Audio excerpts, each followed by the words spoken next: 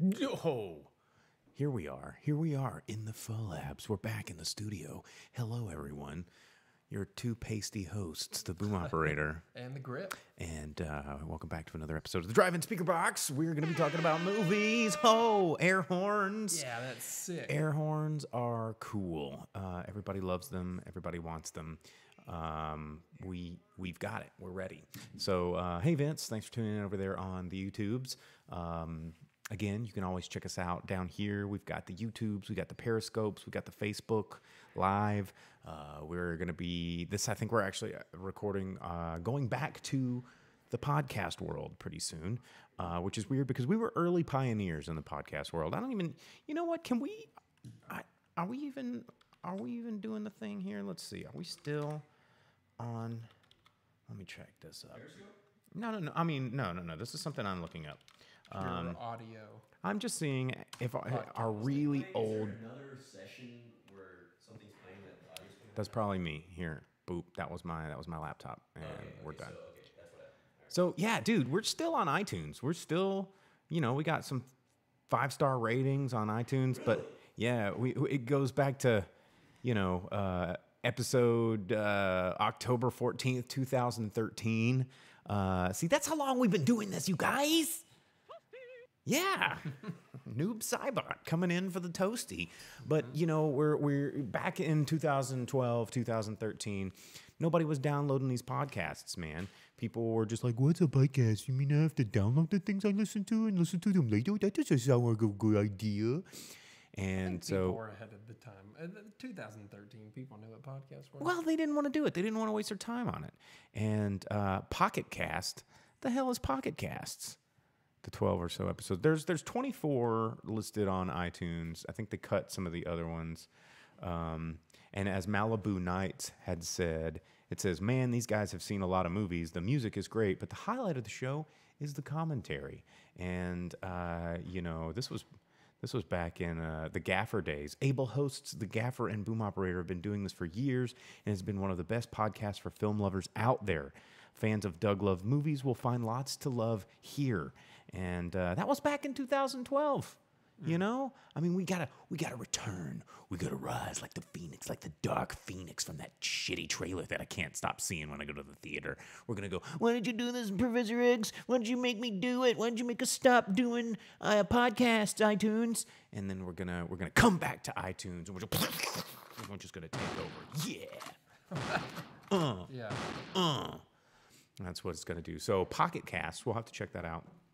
Thanks for the tip, Vince. Is that for like those little mini discs that you popped like your headphones into? Oh, dude. Yeah, I still have one of those. It was the little cassette. Is it the No, it was the single. It was called a pocket rocker, and it was a little tiny cassette player. It had these little tiny cassettes, and I had the Bangles, Walk Like an Egyptian, and I had Fat Boys, and I had a couple other little tiny single cassettes, and it just plays the one song, and then it repeats. It was awesome. Yeah, you got that right, Vince. Oh, yeah, Vince went back and checked out some of those old shows. Yeah, the Gaffer, he was just a basket of sunshine, that guy. But he had a phenomenal sense of film history and perspective. I'm just seeing you now, like going around town, like walking like an Egyptian. Yeah, walk like an Egyptian. Like, You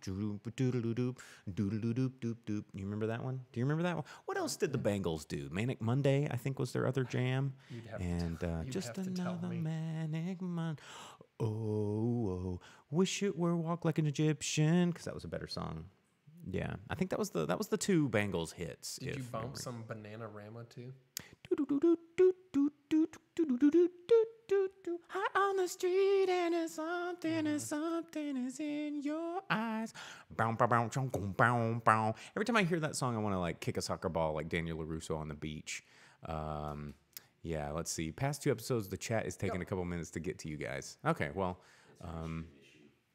it's Why would you want to be apologies. Daniel LaRusso on the beach? Daniel's a butthole. Speaking of Daniel LaRusso, did you guys check out the trailer to the new Karate Kid, Cobra 2? Kai season a deuce coming out? Although Yeah, they did. They did a weird, updated Cruel Summer that I don't know if I like or not.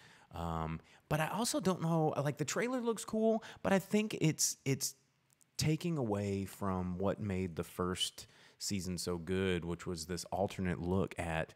I don't want to see like Cobra Kai versus Miyagi Do. I mean, we saw that. What I want to see, and I really enjoyed seeing this journey of this untold story of the bully, the villain, who one of the really cool things about long form storytelling, and I think Game of Thrones is really one of the big people to thank for this, is that they're able to tell these rich stories that show the humanity of the villains. And so you can see the good guys and the bad guys, but you can also see what drives them both. And so sometimes when you see that side, good guys become bad guys and bad guys become good guys, or everyone just becomes human. And I think those stories are the really, really cool one.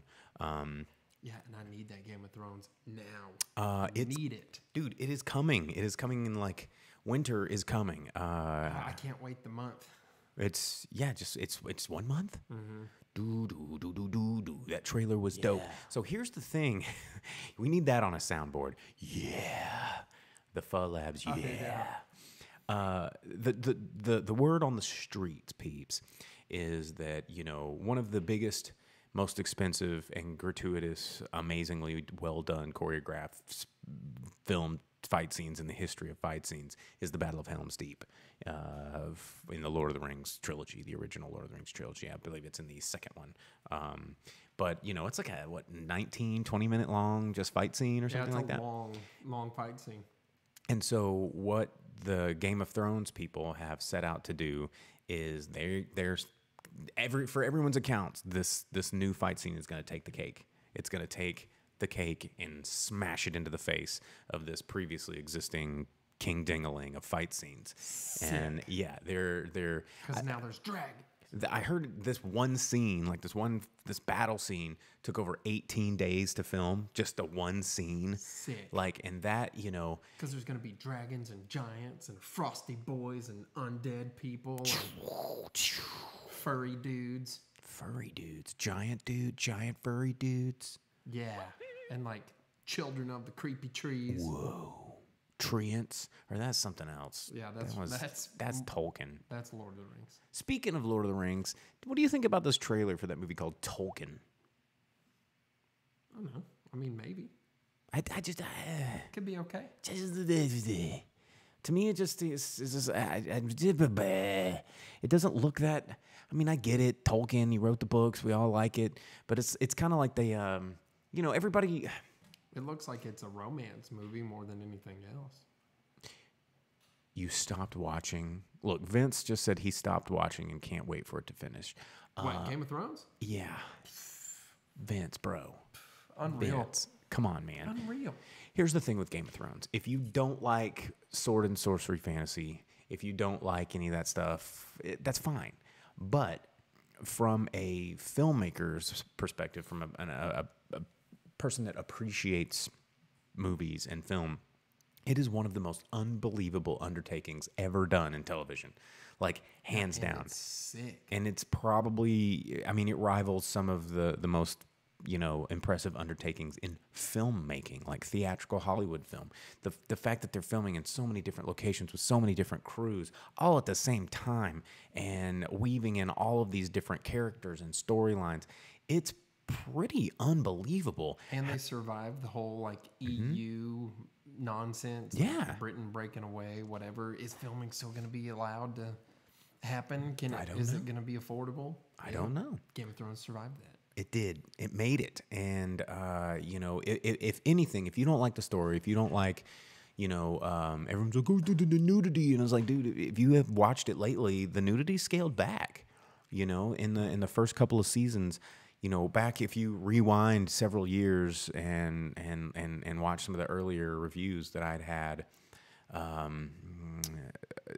about the first couple of episodes, and everyone's complaining about how violent it is and how rapey it is and how nudity it is, and it's like, just can you give it a second? Can you give it a second? That's world building. It is world building, because if you look at almost every really big popular hero or anti-hero or big climactic story, all the origin stories are pretty awful. It's like someone's parents got murdered in front of them, or someone accidentally murdered their parents, or someone got parents that they don't know that were rapey people, or they got raped, or I don't know. There's always some big problem that defines and hardens these people through life. I mean, just look at Conan. Like, he got tied up to the tree of woe, and his whole entire village got decimated, and his mom's head got chopped off while he's holding her hand. And it's like, yo, that violence, it's so bad, but that's what hardened him, forged him like steel, so that he goes seek out Thulsa Doom and cut his head off and throw it down the stairs and be like, what you think of that? And bam, it's you need these things as world builders. Barbarian is such a sweet movie. Yeah, it is. Or the controversial scene in John Wick. Which one? Lest I remind you when his puppy died. Oh, that made me not want to watch that movie. The puppy scene. I almost. No. The puppy scene, guys. And that was like, no, I don't want to see that. Oh, it's so bad. It's gratuitous. But then every MFer that came on that screen, you were like, you're responsible for this puppy to die. Get him, John Wick. Yeah, but the car would have been enough. Like, they destroyed a classic, stole his car. Like, that would have been enough. You don't need to hurt the dog. To each their own. And as Vince said, the show will smack you in the face with that as the grip rides past on a bee. Yeah, me and Michael Caine. Michael Caine. But anyway, that trailer's out there. Looking forward to that. A lot of cool stuff going out there. John Wick trailer's out there too. Yeah, season 3. And they're talking about the John Wick inspired television show that actually won't have Ian McShane, won't have Keanu Reeves, but it'll be taking place in the world, I guess the wizarding world of assassinators or whatever. I don't know.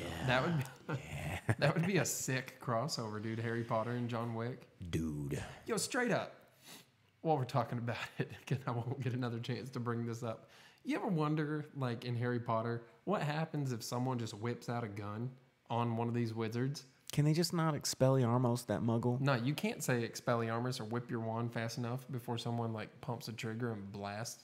Like, What if you turn into, what's the espresso where they like turn into vapor and shoot across the chimney or whatever it is they do? what? Wizard stuff. Yeah, Right? They can't just be like, bullet stopion, and the bullet like goes meep, and then turns into turns into a white marshmallow, like one of those that you put in cocoa, and it goes boonk. Just imagine if like Voldemort was just doing his thing and someone was like, nah, I'm over this. And like Snape or someone just pulls it out and they're like, gank. And like, he'd be done. Because he'd be like, he'd be the cadavra. Yeah, dude. That's what I'm saying. Yeah, I mean, maybe it's just like a code of ethics. They're just like, don't bring a gun to a wand fight, bro. And then, Voldemort just needed to shoot up the place. That's, just... Yeah, but he was all about, like, magic and being like... Oh, dang. How many gun noises do we have here? I don't know. But just imagine Harry Potter if someone was like, I'm tired of this, and just, like, ganked Voldemort. It'd be done, like, so easy. Speaking of Neil Gaiman, anyone excited of the return of American Gods? There's your Ian McShane right there. Boom. Playing, I don't know if you've read the books or watched season 1, but he is Odin. And it's American Gods, probably one of my favorite Neil Gaiman books. I mean, of course, Sandman, one of the coolest things he's ever done. But American Gods, fantastic novel. And someone is getting, it's the commission we're paying here to the Faux Labs. But American Gods season 2 coming out, I believe in May. I'm seeing a lot of ads for it, so that's going to be pretty cool. But other news, let's see, what do we got? What do we got in the news? The new Sonic the Hedgehog, has been controversial. Everybody's talking about what he's going to look like. There was the leaked stuff that was really crazy, the shadow. But now they got a full on. Not Shadow the Hedgehog. No. Just the silhouette of Sonic. But now they've released it in like a press pack that is just real bad looking. I mean, you just not. You don't need to do it. You don't need to just don't. Just can you not? Is this version gonna just like down chili dogs too, like Kobayashi? I hope. Like the Sonic, man. I don't know why they did this. Why did they do this? Why did they do this? It's like we don't have a CGI Mario for a reason. You know, Captain Lou Albano is Mario forever, and then also Bob Hoskins is also Mario, and then. That one didn't land so well. And it's like, we're not going to CGI something that is just, like, I don't want to see a CGI Toad, you know? I don't want to see him. I don't want to see in a movie, a CGI Donkey Kong, like, that's in a live-action CGI crossover. I don't want to see that. Well, what about Wreck-It Ralph? I mean, if you're going to do a full CGI world, maybe, but I don't want to see a live-action Wreck-It Ralph. Hell no. And this I'm just saying some of these characters have been there, or they are takes on those characters. Well, if it's going to be a full CGI world, why not just make Sonic look like what Sonic looks like? How about that? That's true. true. I mean, how hard is that to do? Just not because it already exists in tons of video games. Exactly. I don't get it. Man, I don't know. What else is going on in the news that was pretty interesting that I was looking at? Did you see anything interesting in the news?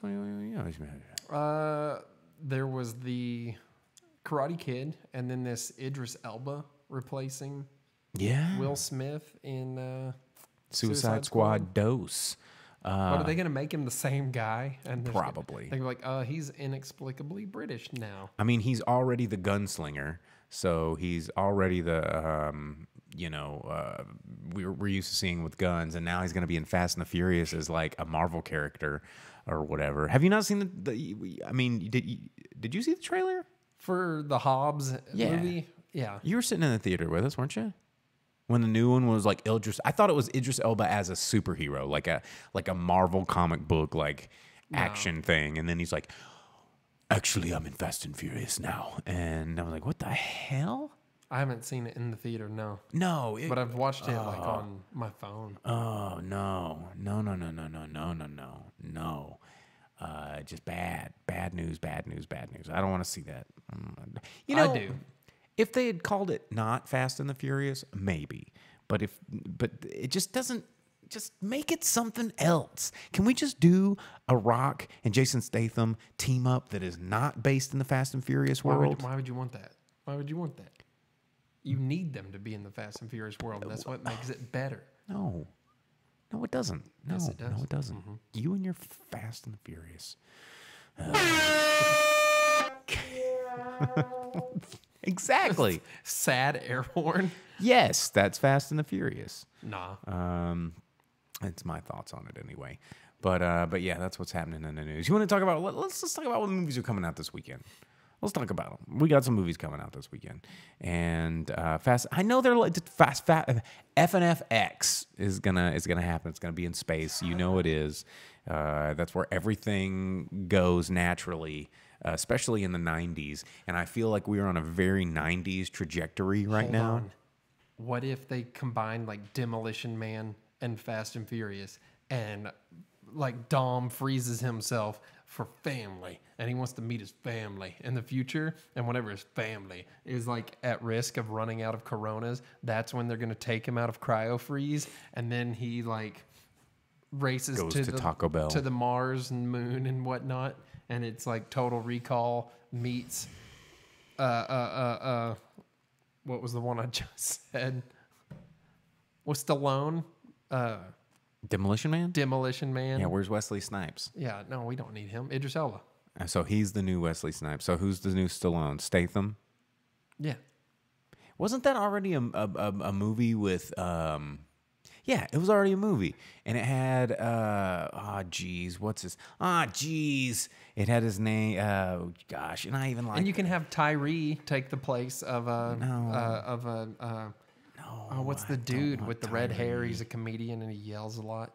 He was in Rescue Me. Dennis Leary. There it is. What? No. Yeah, from Demolition Man. Yeah, I mean, I remember Demolition Man. You can have Tyree and be like, eject those seat, cuz. Dennis Leary. And then all the Taco Bell. Guy blows Pearce. everywhere. That's the movie. The Guy Pearce. Hang on, let me look up Guy Pearce movies. See if I can remember what The this. space prison one? Yeah, what was that one called? Oh, I can't remember, but it has the girl that plays the daughter in Taken as the president's daughter, who's now been taken, and Guy Pearce has to go to space Yeah, prison. it was called like Space Prison or something, wasn't it? Or called like Space Guy Breakout Space. It might have been called Breakout or something Space similar. Time. You're going too far ahead in time. I'm looking going right now. No, I'm going here. Let me look back. It would have been like 2015. God, was that? I'm looking up here and I Earlier? don't see it. Maybe it's further back. It was Alien Covenant and Donnie Strong. I don't know, but it was in there. It was good. I can tell you that. It was so good we don't remember anything about it. I can't remember every movie ever, man. Come on. I mean, I can get pretty close, but man. Keep going. I mean, 'Cause now it we're down was- to 2013. It wasn't Yeah, that dude, far. in, was it? Lockout. There it is right there. God, that was in 2012? Yep. Whoa. Where did that time go? Man. Holy crap. Yeah, that movie was awesome. Yeah, that movie was pretty good, actually. But that was 2012? Mm-hmm. I guess everything's been Marvel movies ever since. So, yeah, let's just remake that one with Jason Statham. I noticed in the trailer he said job like 4 times. I'm just going to do this job because you're telling me to do the job. But it's the last time I'm going to do this last job. Job. Yeah. Next time I'm going to apply for some new jobs. You guys know anybody that's looking for a job? You say nude jobs? New jobs. I'm only going to do this with my peck out. Wow. My Australian or British pecker, whichever it is, I don't even know. He's British. I don't know. Why do you confuse British and Australian? Because peoples? Australians are Texas Britons. Yeah, Like, I saw that meme Did you the see other that day. meme? It's pretty funny. You're like Aziz Ansari's character from Flight of the Conchords, where he's like, "Freaking New Zealanders! I hate New Zealanders," and they're like, "No, you're thinking of Australians. They're Yeah. more like throw shrimp on the barbie," and we say throw shrimp on the barbie. It's different. And It's you're different, like, guys. Oh, okay. Stupid Australians. Stupid Australians. Yeah. Oh man. But anyway, that's coming out. That's a thing. Fast and Furious. But let's talk about what's coming out in theaters this weekend, March 15th. That's right. We've got a couple of movies that I could care less about. Captive State being the biggest one. I've seen the trailers. It's from director Rupert Wyatt. It's got, John Goodman's in it, I guess. And, it's... It looks like a sequel to that Cloverfield Lane. Yeah, except for he rose to power somehow. But it's set in Chicago neighborhood nearly a decade after this sort of alien occupation force has happened. And it explores the lives on both sides of the conflict and, both the collaborators and the dissidents to the aliens. And I don't know. It could be really good. It's one of those things that the trailer's not really selling me on it, which sometimes means it's probably going to be awesome. So I don't know. I have no clue what to expect out of this movie, and we'll see. But it's coming out this weekend. It's not going to hold a torch to Captain Marvel, as everyone is going to go see that probably. Well, all of its trailers have been on the same movies that they show Godzilla trailers on too, and you're like, oh, well, there's that with giant alien monster things. Oh, and then there's Ghidorah, Yeah. which looks way more sick, Yeah. and Mothra, Yeah. and Rodan, Yeah. and Godzilla's the only one that can't fly in the new movie. I'm just But talking he's about. the only one with opposable thumbs, dude. And as we've learned, these little babies put you right at the top of the food chain. Yeah, but Godzilla's Yeah. thumbs and fingers are real stubby and fat. But he's got them. He's got them. He's got opposable thumbs and nuclear laser beams. Dude, I just thought of something since I'm wearing the Terminator shirt. You know the Godzilla cartoon from the 70s where like they were on the research boat and they would just call Godzilla and he would raise no matter how deep the water was to come help them. And he always had like 10-foot deep water to stand in no matter where they were. Yeah, because he's Godzilla. What if he would have sunk back down and did the thumb? as he Oh, went? like Terminator? Yeah. Like Terminator? Yeah. Also, Is the thumb on that t-shirt? I don't think so. They didn't design it well. You Yeah, got but that would make you sad. And this is I all know. like future battle action. Yeah, but that makes me sad and happy. But Also, that cartoon was sick. yes, it was. But anyways, Captive State coming out in theaters this weekend. You can check it out if you don't want to see Captain Marvel. You can do it. Vince Googled Guy Pearce Space Prison, And it came up, I'm sure. along with a lot of weird fan art. Ooh, safe search on. Also coming out in theaters this week, Wonder Park, which is a family-oriented CGI animated film telling the story of a magnificent amusement park where the imagination of a wildly creative girl named June comes to life. You've seen this. She builds this theme park as a child, and she creates this fabric of reality that these little characters exist in, and then molten steel is more sad than water. That is true, even though it was water. But anyway, it's got Jennifer Garner, Kenan Thompson, Ken Campbell in this just feel-good kids movie that if you're not taking your kid to see Captain Marvel, then you'll probably take him to see Wonder Park. It'll make money just based on the fact that it's the kid option. The trailers look okay. Well, it looks like someone mixed Mary Poppins and Silver Dollar City. Yeah, a little bit. Silver Dollar Poppins. That sounds like a strip club. Yeah. Yo, you trying to go down to Silver Dollar Poppins? Yeah. But yeah, it's pre-sales of Dumbo. Yeah, I'm sure are doing crazy good. Oh yeah, speaking of sad movies, why would anyone want to be like, oh, you know how sad Dumbo makes me all the time? Let's make that live action so that impacts you even more. And let's put Batman and the Penguin in there in a circus setting just to rehash that. Yeah. Has that not hit anyone else that it's Michael Keaton and yeah, it's Danny Batman DeVito? and the Penguin. I didn't even think of that in a Tim Burton movie again. In a circus In setting. a circus setting, Tim Burton Just like movie. Batman Returns. Oh, you know there's going to be Batman references going on all crazy time. I wonder if Danny DeVito is going to ride in like a big duck or have penguins in the circus. They need to. They need to throw that in. Oh, yeah. I need that in my life. Although I still think that the Dumbo movie looks creepy, and I don't. Oh yeah. I'm not, Well, and I don't want to go to like a Dumbo live action movie and hear the song of the mom elephant singing to Dumbo through the cage and rocking him to sleep, and then it being the saddest moment of all time forever. I don't need that You're in gonna my cry, life. aren't you? Yeah, that's what I'm saying, man. That's gonna be sadder than Coco. Oh, and Coco was sad, or Kubo and the Two Strings, Yeah, but no one prepared me for how sad Coco was gonna be. dude. I know how sad Dumbo can be. And you know, Disney. I feel like I'm kicking the dead horse here, but they're the ones that are kicking the dead horse. And can we stop? Like, what happened to original content? Like, what? We're going to talk about that here some more in a minute when we talk about Captain Marvel. But what happened to people making? Are we out? Are we just out of new completely. ideas? Are we just we're done? We've thought of all of them, and it's the end of days. You know what, too? And I hate to say that I contributed to that a little bit. I've watched that remake of Pete's Dragon like twice. Mm-hmm.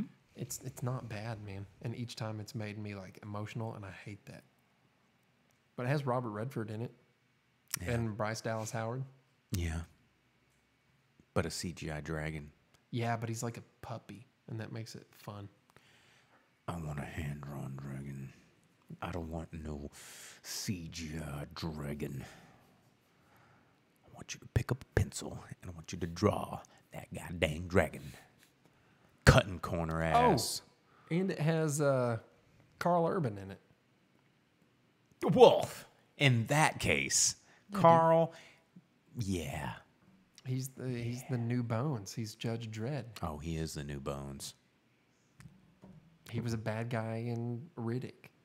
He was the bad guy in Riddick. You know, that's another... Why don't we just revisit that universe?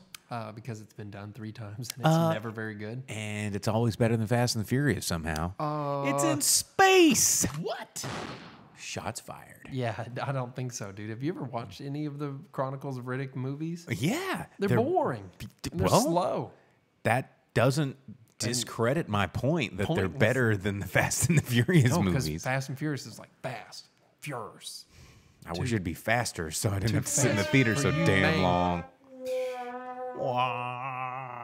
But anyway, Wonder Park coming out in theaters this week. And also 5 Feet Apart. It's about a pair of teenagers with life-threatening illness meeting in a hospital and falling in love, despite the fact that they're teenagers and they don't know what that even means, and they'll probably be dead by the time that they're old enough to legally touch penis. So, you like know. Romeo and Juliet. Yeah, they're just going to kill themselves in this hospital, and then that's you said just like Romeo and Juliet. Yeah, but maybe without the poisons and stabbing of themselves because they're already in the hospital. Well, then life poisons them. How about that? It's real. It's just real. But 5 Feet Apart coming out in theaters this week. So there you go. That's what's coming out in theaters nationwide. Everything else is limited release. A lot of limited release stuff coming out this week, but you ain't going to get to see it. So, yeah, don't worry about it. Don't worry about it. There's just so many. There's a Nancy Drew movie coming out in limited release. Can you believe that crap? Is it a Netflix movie? It's Nancy Drew and the Hidden Staircase. And it's a bit of an outsider struggling to fit in into her new surroundings. Nancy and her pals set out to solve a mystery, make new friends, and establish their place in the community. Yeah. Starring nobody. All right, so that's what's coming out in theaters this week. But since we are crunched for time here, we got a little bit of a late start, but we are adding technology as we speak. You'll notice that we have a second camera all of a sudden. Camera 2. Look at that, camera 2. Back to camera 1, and then pretty soon we'll have a camera 3. And yeah, and then we can do stuff like, okay, Google, play the Delta Force theme song. They probably won't know how to do it.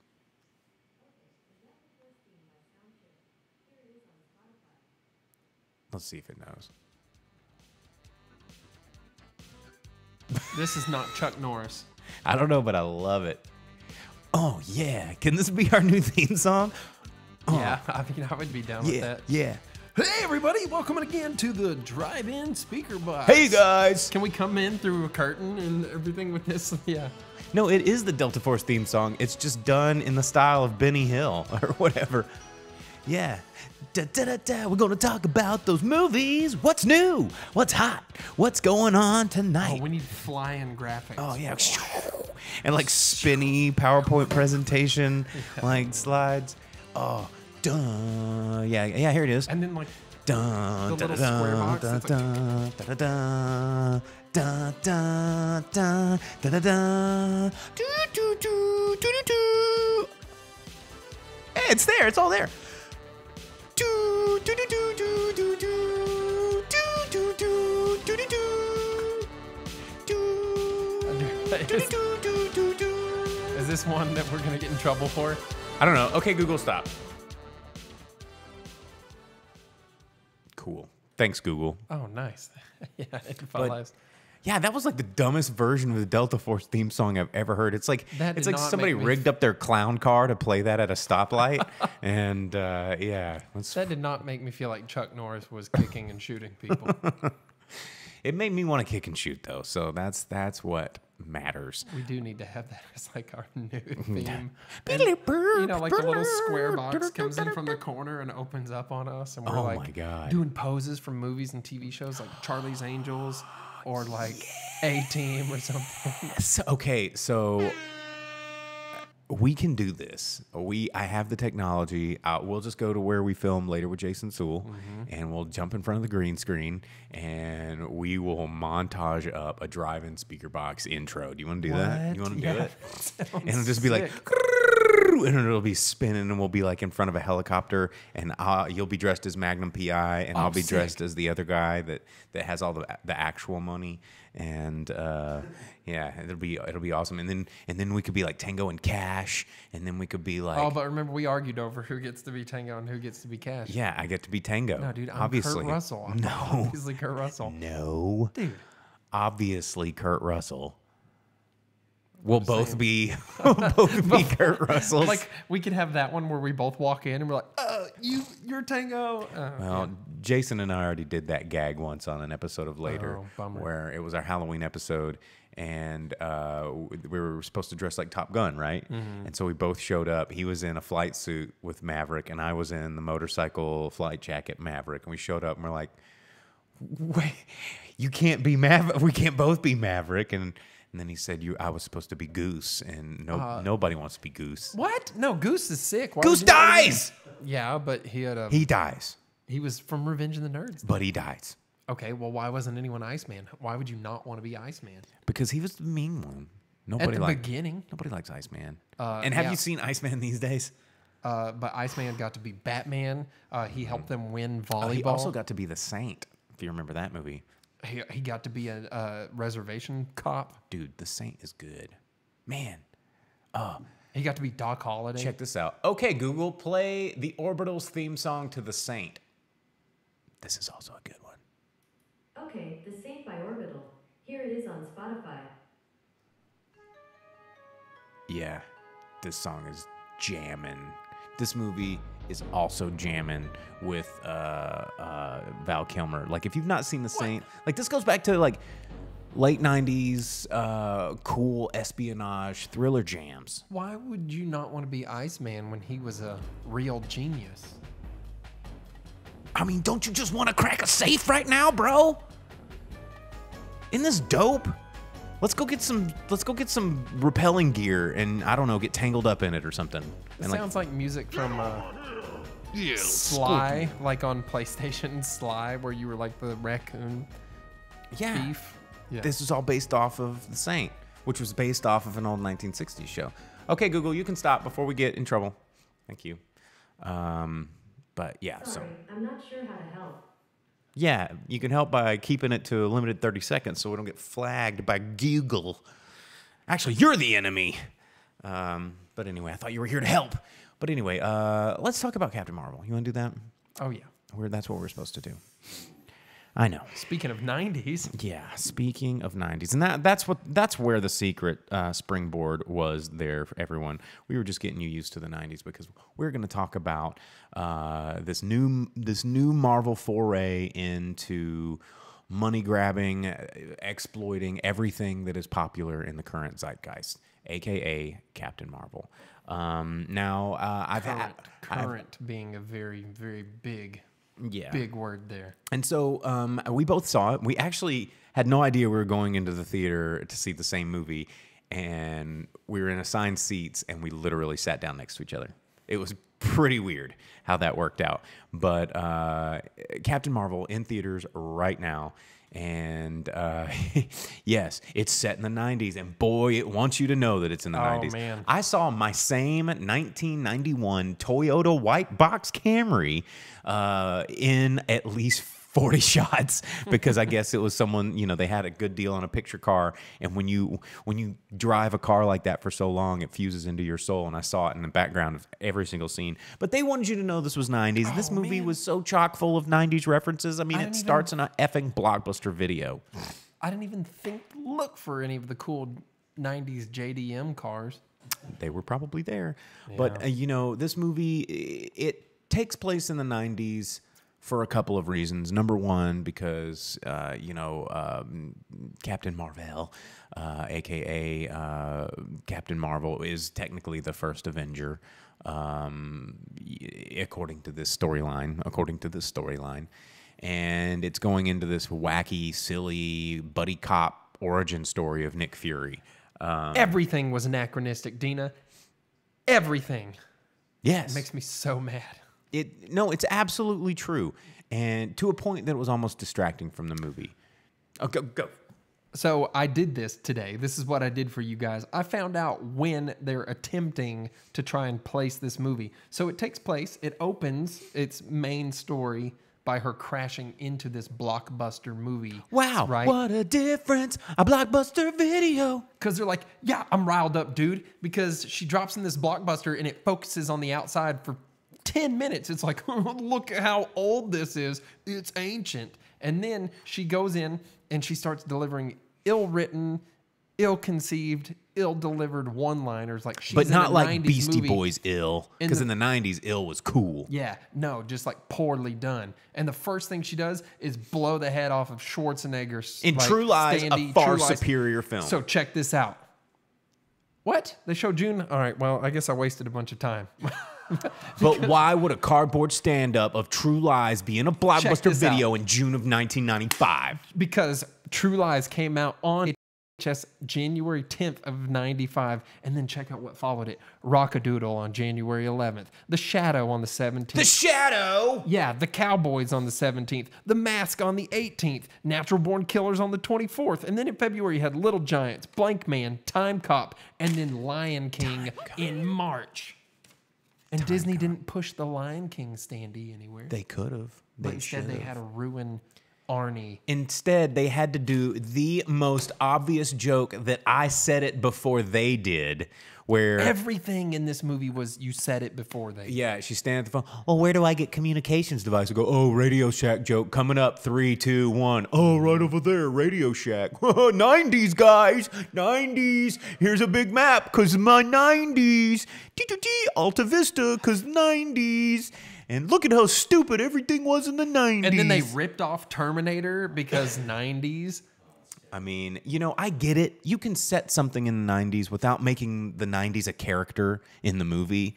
And, you know, this is again where I go back to the problem I have with the Marvel Cinematic Universe is, you know, and I was having this conversation just outside with June from the Faux Labs gang earlier today. And it's, you know, Thor Ragnarok proved a point to Marvel that telling a serious storyline involving, you know, I don't know, risks and deaths and you know, consequences and sad shit and like I don't know, just yeah, stakes, weight and consequences. Stakes. Yeah, that it's not going to work. People don't want to see that.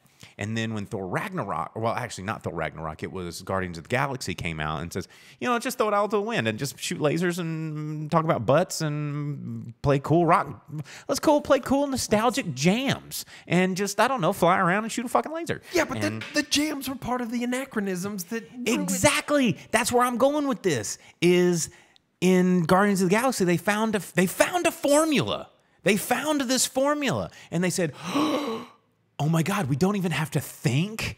We just basically do the equivalent of pratfalls in a nostalgic form for 2 hours. Chris Pratfalls. And then we're just gonna make $1 billion every time? Let's do it. And so then Thor Ragnarok came out, followed the formula. And then you know, Deadpool happened.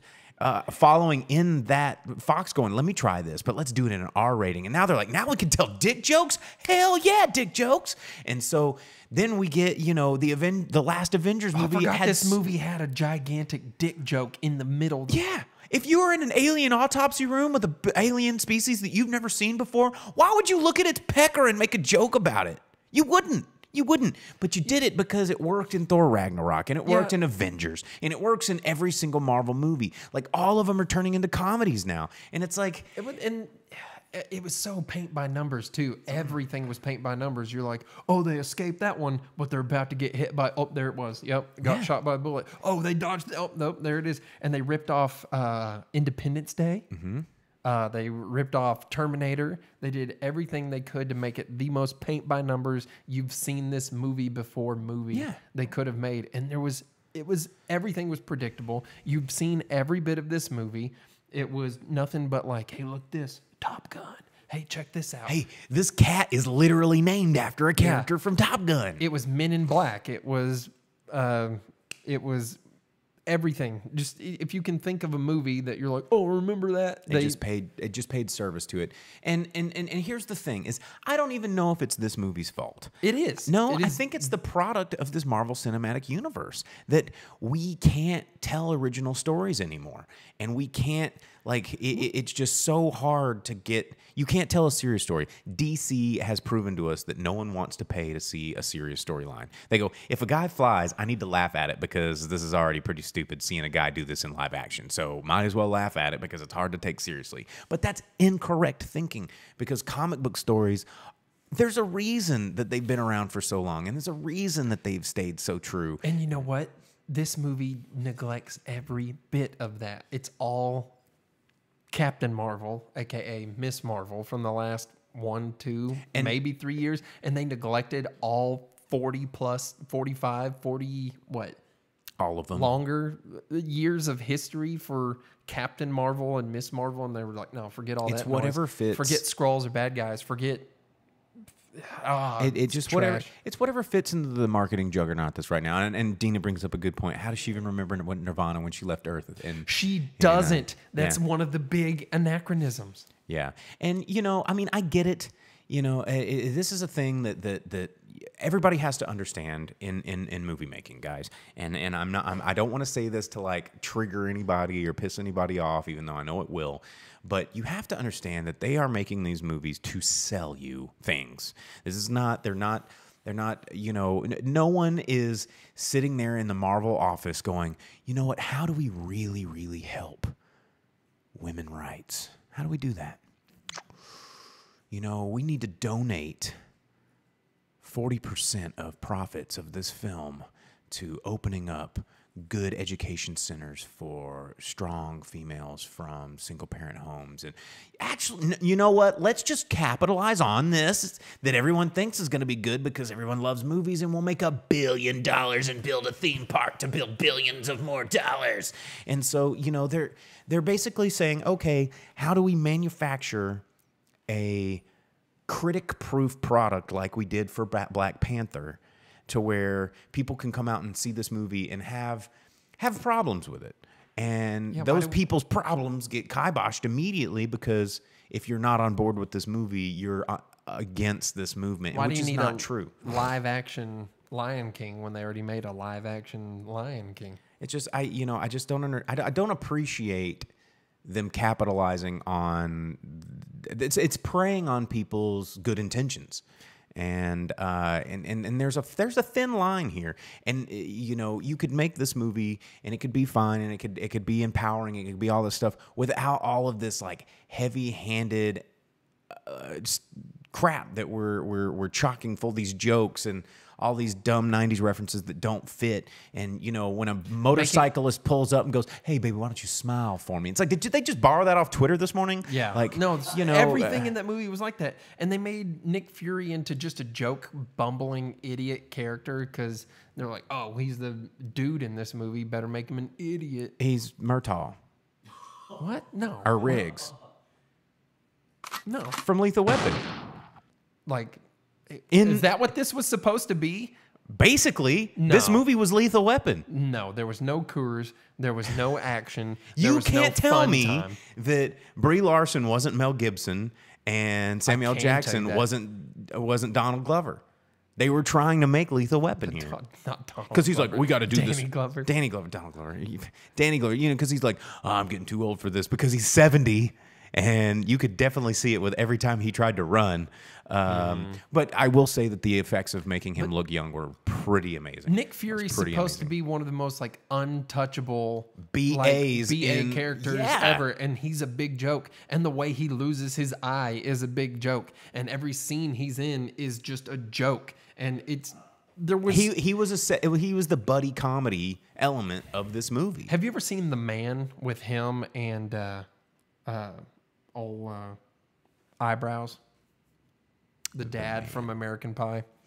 Oh no. All right, well that was this movie. Except The Man had been done before and it was better. It was basically, Vince, someone almost attached a bomb to a toilet. That was about. I mean, this movie. When they found the scrolls, it turned into a comedy bit. Oh, it did, because the actor that played the main scroll was like, oh, I liked portraying myself as the actor. He was a real handsome guy. It's funny because Ben it was Mendelsohn, me yeah. without the makeup on.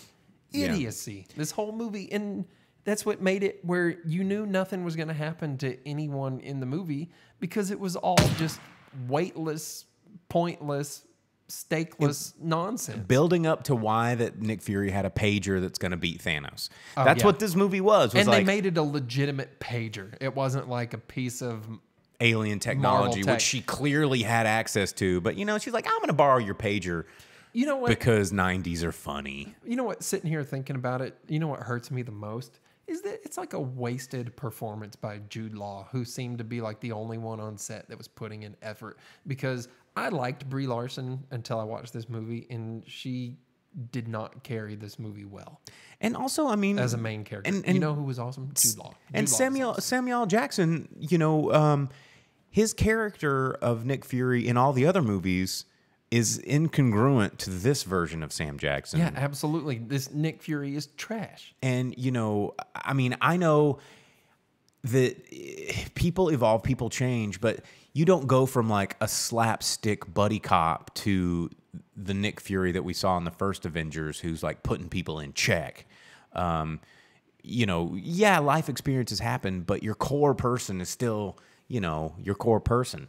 And he was not that. He was not that. And this goes back in time, 20 whatever years, and it shows you that there's no chance of having a Nick Fury the way that Nick Fury should be, where he's taken the Infinity Formula and he has unnaturally long life, and it doesn't show that he's insanely intelligent. Instead, he's just a guy that got caught up in a plot and ended He's up a secret agent, knows a lot. Yeah, He's got high clearance. He was just a BS cop that ended up in the middle. He was Will Smith in Men in Black, Basically. and it's And so here's the deal. This movie, it's another comic book movie. It's a superhero that over the course of the movie slowly Dragon Ball Z's and hits power level 9,000 because everybody likes seeing that. Oh, everybody Jesus. likes seeing someone get knocked down and then get back up. My final form. Yeah, I mean, the movie followed that formula to a T because that's what we need to see. It's like, well, now we got to go all out. And You know what? And so, everybody likes seeing that.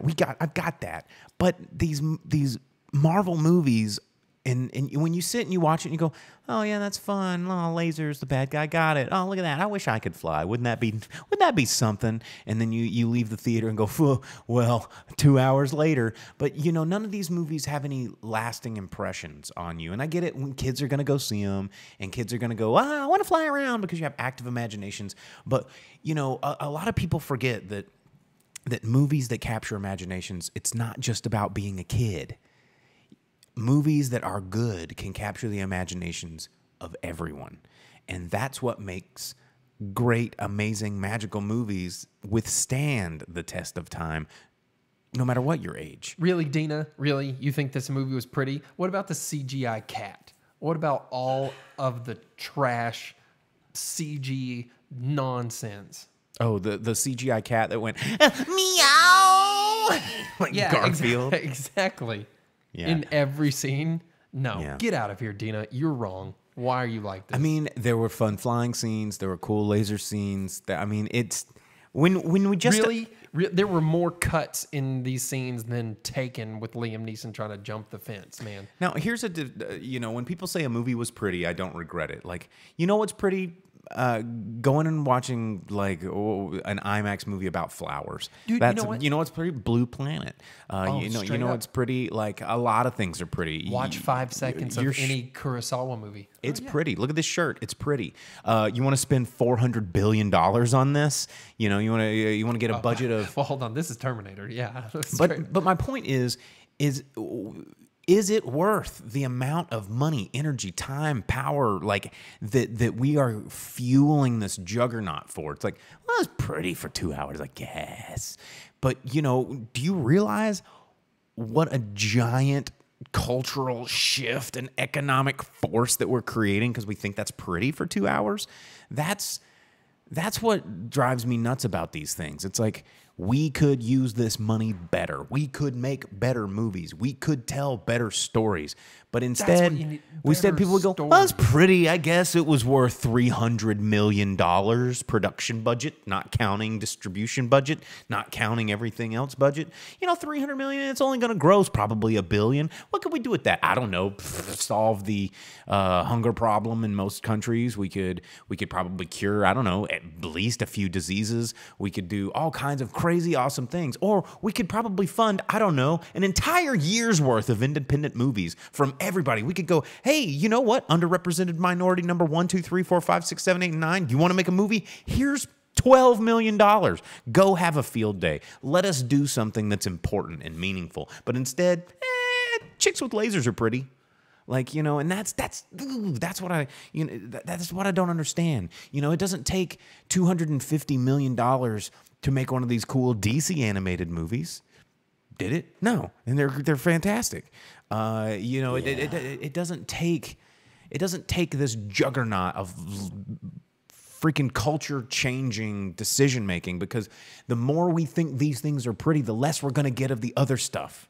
We're only going to, and I called this back when the first Iron Man made so much money. I was like, guys, we're going to be seeing one of these every year eventually. We're going to be seeing so many stupid Marvel movies that we won't know what to do with. And look, fast forward, here we are, that a movie doesn't get made unless it's a comic book movie. I remember talking about going, everyone's like, comic books are dead, man. Comic book movies are dead. The Green Lantern didn't make any money. It's dead. It's gone. And I was like, no, sir. You just wait. Everybody just wait, because it's going to come and it's going to kill us all. And it is culturally strangling all of us. You know what really just stands out to me in this movie is like how much of a better caliber of actor Chris Evans and Jude Law are than anybody else they've put in these films. Jude Law.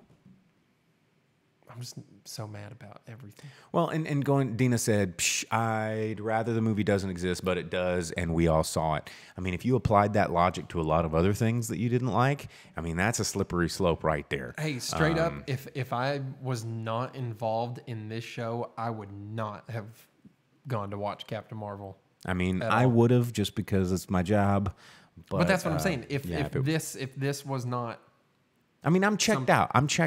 Like the next superhero could be a paraplegic Lithuanian single mom who has a child that is a Martian, and I don't know. It doesn't matter. Like, and you go, oh, but look at this amazing thing that's never been done before as a lead character. And it's like if it's a Marvel movie, I'm done. I'm so checked out of being invested in these. I don't care who you're catering it to. I don't care who, you know, it's just so exhaustingly out of gas for me that these characters that were originally created and have inspired generations of followers are now being distilled into this 4-week cash grab. 4 weekends to make $1 billion, and they're going to move on. Or like the real Captain Marvel removed from the picture entirely and pretending like they don't exist. Exactly. Captain Marvel was in it, played by, of course, Annette Bening. No, I'm just saying their character just swept her under the rug too. You know, that was not Captain Marvel. That was someone who they just threw in. Onto. But you know, it's weird when we are in this place in movies where all we want to do is go, man, this amazing content that happened so long ago, let's dust it off and let's expose it to a new generation. Why do you have to like screw it all up? Like, why can't you just put a new coat of paint on it and let it be? Like, you know, it's like restoring an old Mustang. Get the parts working, you know, fill it up with a tank of gas, take it to the car wash, maybe get a new paint job. Don't put a Prius engine in it just because it's fuel efficient. Like, then it's not a Mustang anymore, or whatever muscle car of your flavor. Mine's Cuda. Always wanted one. But Camaro. Purple Cuda, black pinstripe. It's one day. Yeah, the way to be. Exactly. But my point is, like, you know, I heard news today that Apple was wanting to pay Taika Waititi all this money to adapt the Time Bandits film, the Terry Gilliam classic. It's like, why do you have to adapt something that was perfect to start with? And guess what? You know who's still alive and making money? Terry Gilliam. Why don't you just give him the money? When are we going to watch that movie? April 10th. I've already bought his tickets. Boop. And you know, it's like, why don't we just show the new generation this good content that is already out there, or pay the creator who has historically had trouble raising money because he was such a visionary and he's just like always thinking outside the box, but no producer ever wants to give him money because they're like, oh man, I don't know. I don't know about that. That just seems pretty out there, Mr. Gilliam. You're crazy. And he's like, oh yeah, but all these cult films that I made. How about you let me do what I want to do? Oh well, ooh, yeah. What are the toys? What does the merchandise look like? There, big guy. And he doesn't get filmed. And he bootstraps and he makes it on his own thing, and blood, sweat, and tears. And it's this horrible thing that he almost kills him, and he flies into drug and alcohol abuse. And then all of a sudden, it's this work of art that 30 years later, we're looking back and going, God, that's awesome. You know what we should do? We should pay somebody else to copy it and put a bunch of dick jokes in it. That'd be awesome. Wouldn't it be awesome to do that? No. Why don't you just give Terry Gilliam money? Let him do a show. Let him do it. It'd probably be amazing. And you might not appreciate it now, just like Blade Runner 2049. You're not going to appreciate it right now. But I guarantee you in 8 more years, that movie's going to be so much more relevant than Captain Marvel will ever, ever, ever, ever be. So, Well, Blade Runner 2049 was pretty good. Dina, They could have toned down the blomps. Dina, you know that movie is made and is going to be released in theaters one night only, April 10th. That's what I was saying. That Yeah. we're going. Yeah, he finally got that out of the quagmire. Got the movie finally finished. Adam Driver is going to be in the lead role this time. And it is playing April 10th. We're talking about the man who killed Don Quixote, the 20 years in the making. It's going to be playing Fathom Events April 10th here in Northwest Arkansas at our local Malco. Wednesday. It is a Wednesday, 7 o'clock. There are tickets already sold. I bought us a row, and it's gonna be cool. But a lot of the good seats are already taken, and it's in April. Only one showing. So if you want to see this movie in the theater, you should probably act now. Act now. Vince, you watched it 3 times? Can we get that link in there? The Fathom Events link. Sure. Yeah, that'd be awesome. Yeah, check the comments section. We're gonna get the link there to the Fathom Events. We're not paid by Fathom Events, but we do want you to experience cool things. And we should be starting up the Ghibli Fest right now too. So that's It's getting close. check the Fathom Events for all things Ghibli. Yeah, good stuff. Good content. And see, here's the thing. The reason why I push these things, I'm not paid to, but the reason is That'd be cool though. wouldn't it? If we as an audience, if we as a public stop giving our blindless billions of dollars to fly-by-night films like Captain Marvel, these movies that are coming out on Fathom Events that are, sometimes 20, 30 years old, that are still awesome, that are still relevant, and we show them, if these become sellout screenings, then people are going to see that money and they're going to go, wait a second, why is this happening? Why is it that these movies that we're making right now, that it's a popular celebrity team up where one of them puts on a dress and crashes in a shopping mall and then everyone screams and then one of them's a secret agent or whatever? Why are these being forgotten about in a week, and then people are going and seeing these movies 25 years later? We can vote with our dollar, and then maybe people will start actually giving a crap about content.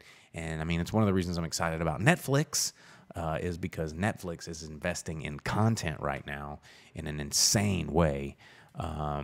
So I'm actually a little bit more excited about television than movies these days, and it's pretty scary. So, yeah, there we go. I don't know where I was going with that, but Captain Marvel, it's pretty. There are laser beams. They're flying around. Terrible cat CGI. There's jokes. The hangar that looks like the CG was made in 1998 itself. It takes place in 98, guys. It takes place in 95. 90 question mark. Yeah. All around, no, the graphics were terrible. It was not pretty. No. It's a Marvel movie, okay? If you enjoy the Marvel movies, if you think they're a lot of fun, you'll probably have a great time.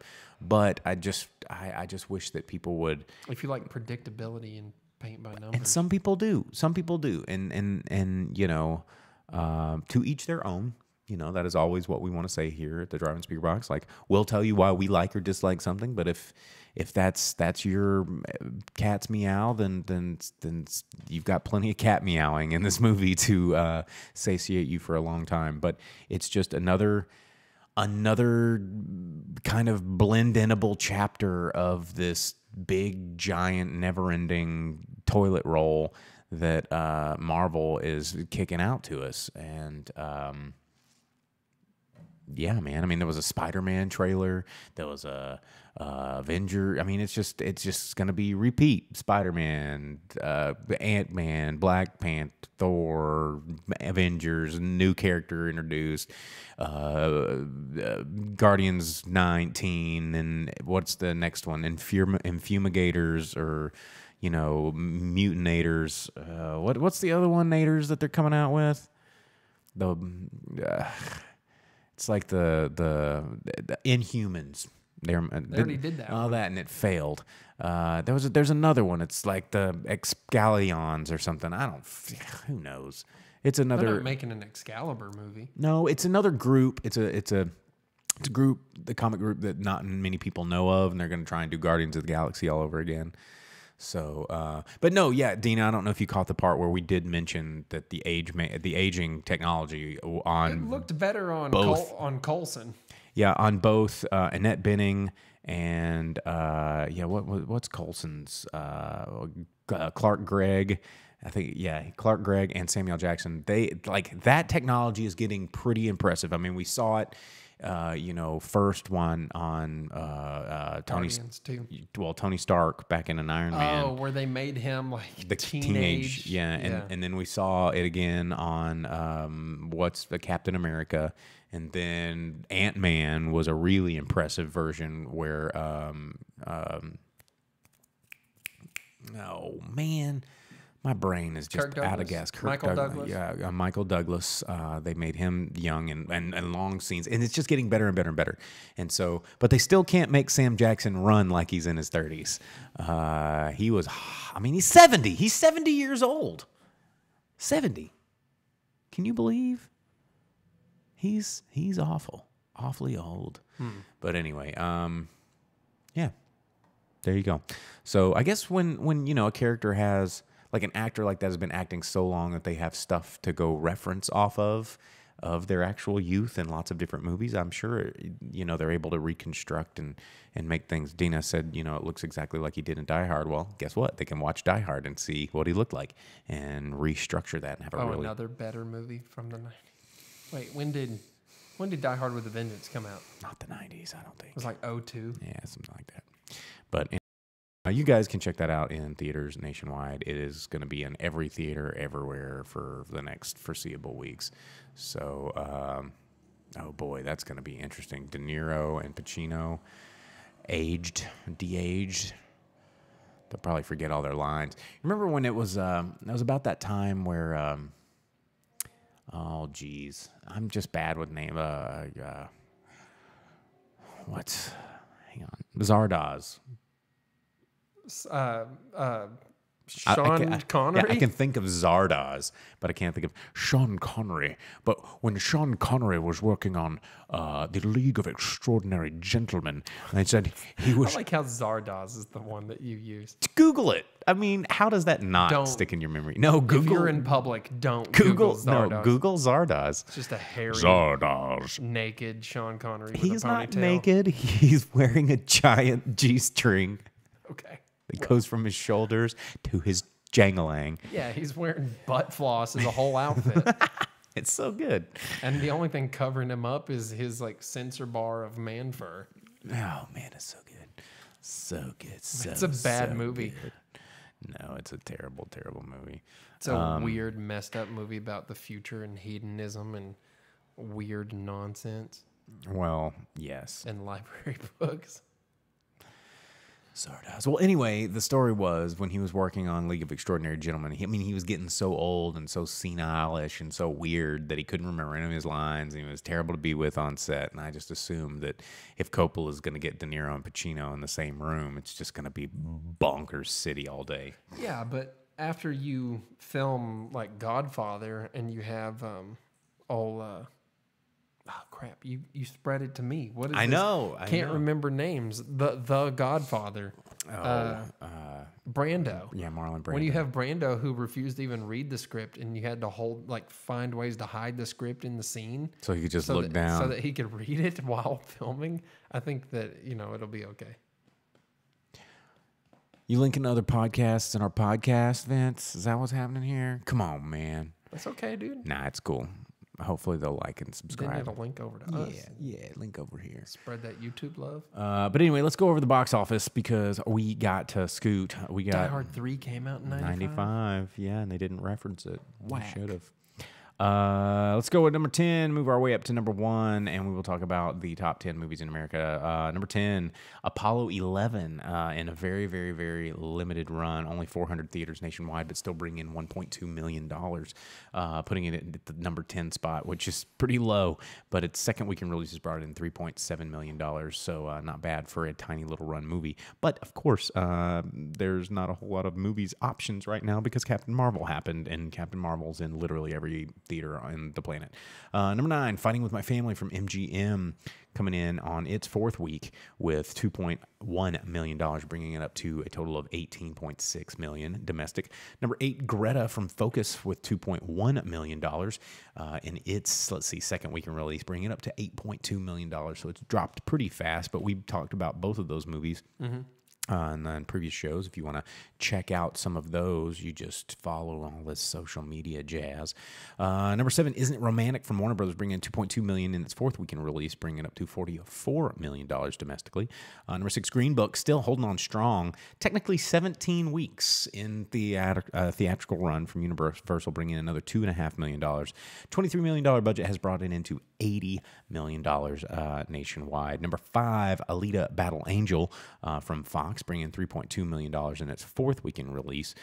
4 weekends has brought it $78 million up against its $170 million budget, so it is not doing well. Ouch. There's $100 million behind schedule domestically, although it is slaying it in China. It is just absolutely blowing up the Chinese market right now. And, that is a big market where Hollywood is trying to break into with, they've kind of slowed down a little bit on it, but Did you see the Meg?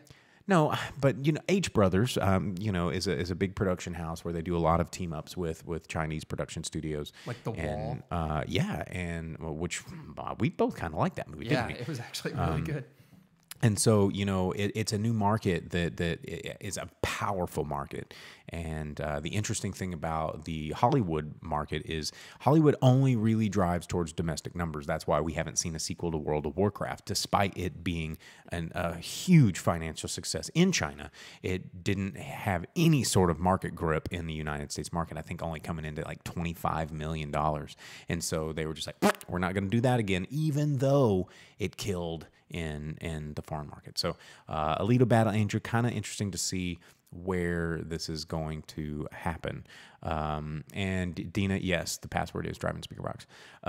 Let's see, number 4, the Lego Movie Part 2, the second part 2, if you didn't catch it from the first part of the Part 2. Warner Brothers bringing in $3.8 million in its fifth week is only bringing it up to $97 million, which I think they thought it was going to be more than that. But hey, Oh, yeah. 97 ain't bad. Yeah, but with the money they had to dish out for the cast of that movie, Yeah, it's a lot of money. and after the returns of the first Lego movie and the Lego Batman movie, Yeah. A lot of monies. Number 3, Tyler Perry's Medea's Family Funeral from Lionsgate, bringing in $12.4 in its second weekend release. Who Are You People? $46 million at the box office for another Medea film. You think that's going to be the last? You're wrong. There's going to be more Medea. There's going to be Medea until we stop paying to see it. Number 2, How to Train Your Dragon Part 2, The Hidden World from Universal, bringing in $14.6 million in its third weekend release. $129 million, bringing it into $119 domestic gross, doing very well for itself. well, and I had reviewed that movie, and it's basically just a rehash of the second movie. Nothing new, nothing unique, but Dragons. yeah, but even it being a kids movie and has more depth and emotion to it and the storytelling, even though it's a retelling of a movie that already existed, than Captain Marvel did. Boom. Movies with heart. Let's see, number one movie in America. Guess what? It's Captain Marvel from Buena Vista with a monstrous $153 million opening. It just did very well for itself. So, but it's still got a long way to go, which I know it's going to make it there, but it's got to cross the $300 million mark domestically before it's really considered a success. But it's probably going to hit that no problem. The foreign market did open at $303 million, so it is already almost to the $500 million club. It will easily cross that over the next weekend, and if I were a betting man, pretty sure it's going to jump into the $1 billion club, no problem. It's so funny to see these movies of comic book characters that no one has ever cared for the comic books of.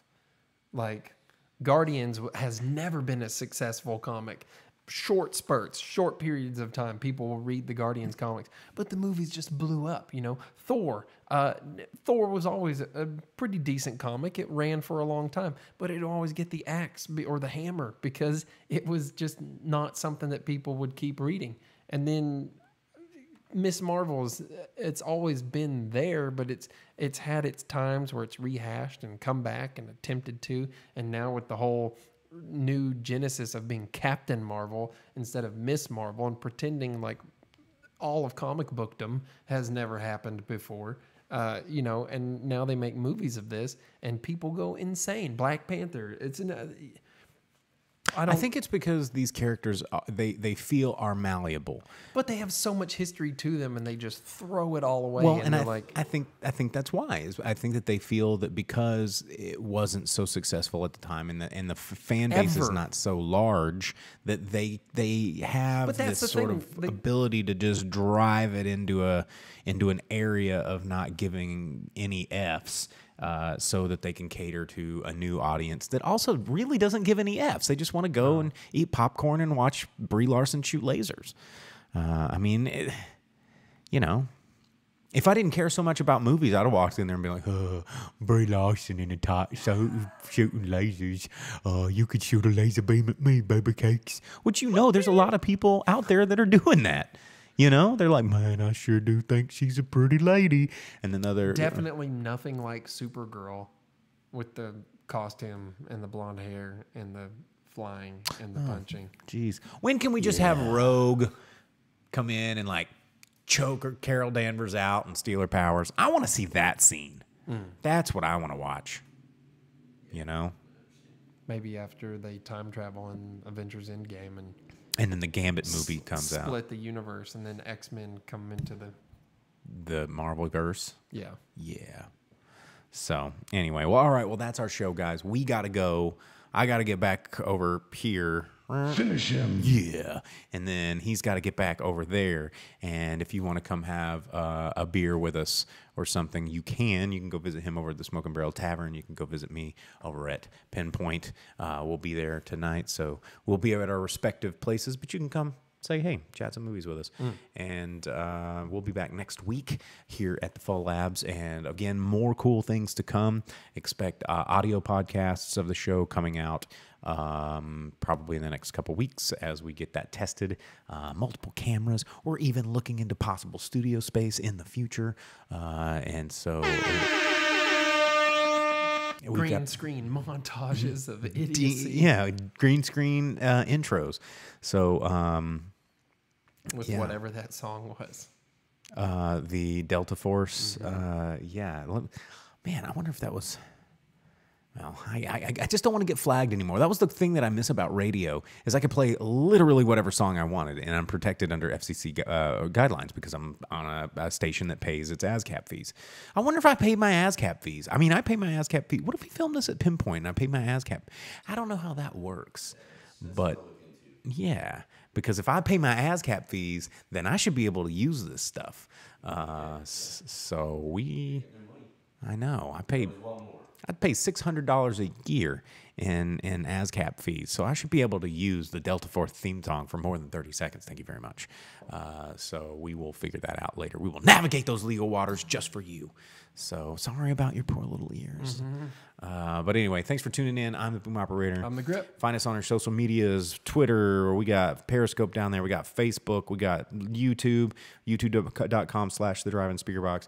Tell your friends, like and subscribe, share it up, and, well, believe it or not, you can't play much of anything. I've played weird, obscuro soundtracks and then uploaded those, and they got like Vares Saraband is probably one of the most notorious flaggers out there. Also, Sony's Pictures Music is pretty notorious about finding film scores Shutting and down flagging them, shutting them everything. down. But you know, those people are ruthless. So anyway, all right, guys, we will catch you guys next week. Go see a movie and. Yeah, like us. Hey, big final big. So, all right, we're out of here. We're done. We're done. Shut these off. Shut these all off.